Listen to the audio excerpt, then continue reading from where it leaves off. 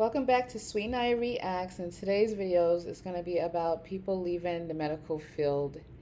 They're walking away from being burnt out to new opportunities, from wanting to stay home and spend more time with their family. These videos here is going to express how they feel, and let's talk about it.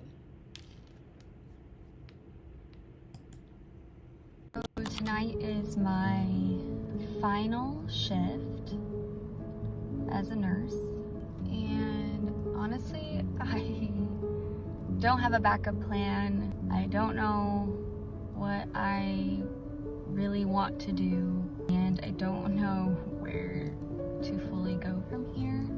I quite honestly just feel like there's gotta be more to life than this. I've been so sick, both physically and mentally, and I just need to start taking care of myself. You know, I have a 10-month-old son at home, and I miss him, and I miss my husband. You'd think that working 3 shifts a week, whether it's day or night, would be so ideal, but really it just takes everything from you. I currently work in labor and delivery and recovery and postpartum. We do all of it, and it was like my dream job. I kind of unexpectedly landed into after I had my son, and it's been so rewarding in so many ways. I work with an amazing team of people, but at the end of From what it sounds like, since she had the baby, she's realizing that maybe she needs to step away from it. She'll probably come back to it when the baby gets older, school age, because for right now it might be a little rough being away from your baby for all those hours having to work. So it's not sounding like it's something she's not enjoying. It's just sounding like it's a overwhelming, having to work and then go home and do more work taking care of the baby. So she'd probably rather spend most of her time with the baby and not the work. the day, like, I am giving so much more to these moms. Everything I have goes to these patients, and I'll sacrifice anything for them, to the point where I come home with nothing left. I'm not eating, I'm not sleeping. I've lost like 15 pounds since starting this job. My cycle is all out of whack. You know, before shifts, sometimes I feel like hopeless. I just know that I'm made for more, and I don't know what that is yet. I'm terrified. I don't know. Come along with me on this journey. I'm about to head in now, and I am praying because they are already begging for help. I don't die tonight, so let's do this. Well, I survived my last shift as a nurse. It was pretty bad. Challenging first time labor. I'm pretty sure we almost pushed for 4 whole hours with like some breaks in between. I'm so tired. It is like an hour and a half later than I should be, but I'm done. I'm done.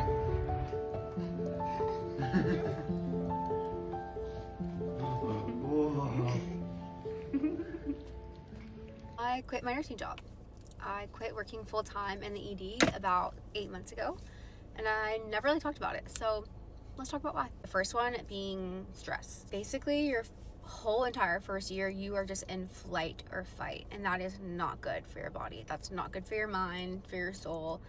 Every single shift to just be like so on edge and just so concerned that like if you take your eyes off of your patient for a second that they're gonna code. Even when you're not a new baby nurse anymore, there's still other levels of stress because now you're competent enough to have a very critical patient, to have an ICU patient, to have essentially a one-on-one patient, but you're never one-on-one because your ratio doesn't change in the ED. So I would have a patient on several different drips. I am single-handedly keeping them alive, but I still have 3 other patients that I have to take care of. Don't get me wrong, like I did it, and I did it very well, but it doesn't mean that it's not stressful. Another aspect I would say, something that I was very unprepared for, is how traumatizing a lot of these situations would be. I was on shift when there was a situation with someone with a calling in saying that they were going to the whole hospital. That was terrifying because it's the ED. We can't stop taking patients. So we're on lockdown, but not really. SWAT surrounding the building. Yeah, it's just, that's a scary feeling to not know where this person is and if you are going to leave that shift alive. Seeing your first person die on you, traumatizing. I don't care how strong you are, it sucks. It's traumatizing and it sucks. And then especially just knowing you did everything you could, but your efforts weren't enough and they were never going to be enough. It just sucks because like you get into this to help people, not to watch them die. I just don't think that we're really prepared enough about the reality of what actually happens. Pediatric codes, pediatric cases, they absolutely wrecked me. I still remember all their names, all their faces, and I think I always will. I still have nightmares about it. The most horrific situation. It probably hits a lot harder with pediatric patients than elderly, because I take care of elderly patients, and when they code, I look at it as they live their whole life, they're moving on, the spirit's moving on. But when a baby, it's got to be very difficult with a baby without even getting a chance to live their life in the beginning. It's rough. You can ever imagine in your life. I don't want to get emotional. That these children are exposed to, and then they come to you and there's nothing you can do, and you just have to code a pediatric person, see something so unbelievably horrific, not be able to wrap your head around why someone could ever do this to a child, and then you have to move on with your day. Code's over, time of death 3:05. All right, on to the next one because we have EMS calling in with people in the lobby. You don't have time to debrief, you don't have time to cry, and then you just, the third part is desensitization. You become desensitized because you have to be, because you have to keep going. There are patients that are out there relying on you, and it's like you couldn't help that one, so you have to move on now you have to go help these ones that you can potentially help. So your brain figures out how to cope with these extremely traumatic situations that you should not be seeing as often as you are, and you inevitably start to become a little bit numb. Once I realized that I was kind of having like that numbness and that desensitization and like essentially like caregiver fatigue and like burnout, I was like, okay, I have to be done, because that's not normal. I never want to be that kind of nurse. I never want to be that kind of human. I feel things so deeply. So the fact that I'm not feeling things how I normally am, while that's an adaptation process, I don't know the word I'm looking for, but I guess it's like a survival instinct, while that is what happens, it's not okay. Like, it's not normal. Like, I just didn't like that became my reality. Basically, I just decided that all of that compiled, and the fact that because I was in the ED and always so busy, these 12-hour shifts were so hard on my body, and I believe it was potentially something that started to spark a lot of autoimmune within me. I mean, I just think that it became very unhealthy for me physically and mentally. That is not to discourage anyone from being a nurse, from being an ER nurse. I'm just speaking on my experience. I still miss the ED. Like, I honestly do. I miss critically thinking. I miss stabilizing patients. I miss a lot of my coworkers, and I miss like being a nurse in that capacity. There might be a different part of the field that she could branch off to doing. Maybe the ED, maybe that's just not for her. It's probably not, that department might not be for her. It might be something else that she can do and work somewhere else. Yeah, because that might be too fast paced for her. She might need a little slower pace. But I think I just needed a little bit of a break from that. Just to reiterate, I'm not sharing this for sympathy. I am not sharing this because I want to be put on a pedestal. Millions of nurses do this. I didn't do anything special. I'm simply just sharing my experiences, nor am I sharing this to discourage anyone from becoming a nurse. I think nursing is an amazing career. There are so many different avenues, different outlets that you can do as a nurse. So, not to discourage anyone, I'm simply just sharing my experiences, and I've had a lot of people ask me why I quit the ED, so I just wanted to share that. That's all. Okay, bye. Took my job as a nurse manager at 34 years old, and everybody thought I was crazy. I did everything I was supposed to. I went to nursing school, got the degree, worked hard, and I eventually became manager of a surgery center. It looked like I made it on paper. But the truth is, I was burnt out, I was overwhelmed, and I was giving the best version of myself to everyone else. My kids were in daycare for 9+ hours a day, and one day I realized other people were spending more time with my kids than I was. Yeah, that's got to be rough. Your kids in daycare for all those hours, and then you go home, you will be burnt out, you'll be tired, and you won't be able to put your full energy into your children. Um, I would say for her also to probably continue back when her children are all in school, so and work during the day. That'll be better because it's a little rough. You want to spend those hours with your children when they're little. When I got home from work, I was emotionally unavailable, drained, and I questioned if this was what I worked so hard for. And that's when I realized something had to change. Why did I get out of the healthcare field? Nobody asked me, but I'll tell you anyway. For those of you that don't know, I worked in healthcare since 2013. I'm a full-time blue-collar worker, but that was always my side job. I was a certified nursing assistant, or CNA for short. My wife has also worked in the healthcare field since 2012. She's a nurse and an account executive. Now, I will say this, people who actually love working in healthcare do not get burned out of the job itself. If you love the job that you do every day, you're not going to get tired of doing that job. And that's just such a thrown around term. Now, a lot of people are tired. I've worked my fair share of 12 hours and 16-hour shifts. I know what tired is. But I got burned out on doing other people's work. The people that came in for a paycheck and didn't do a damn thing all day long, and then you had to come in and pick up their slack. And what was even worse was when they were your partner and they didn't do their hallway, so now guess what? At the end of the shift, do you leave people sitting in their own bodily fluids, or do you go and clean them up? Of course you do, because that's your job.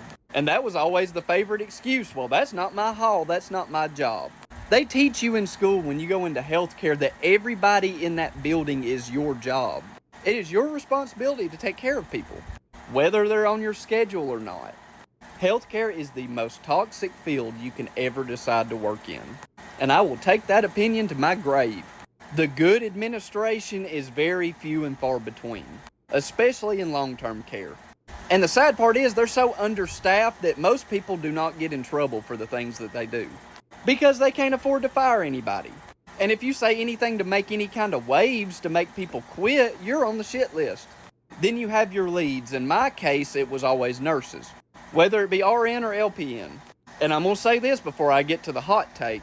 I have worked with some incredible nurses. Some of the best ones I believe in the business that would do anything for anybody. But I have worked with some of the worst nurses I've ever seen, that walked around that building like they own the entire place. This job has made me very, very skeptical about nurses. And I'm going to keep it a buck with you real quick. There's very few good ones left. Nurse John, Jen, all the ones you see on here, I applaud them on a daily basis because you can actually see how much they care about their job. But working with people that's not on social media, you learn real quick they like to eat their young. Especially the ones that just came out of nursing school.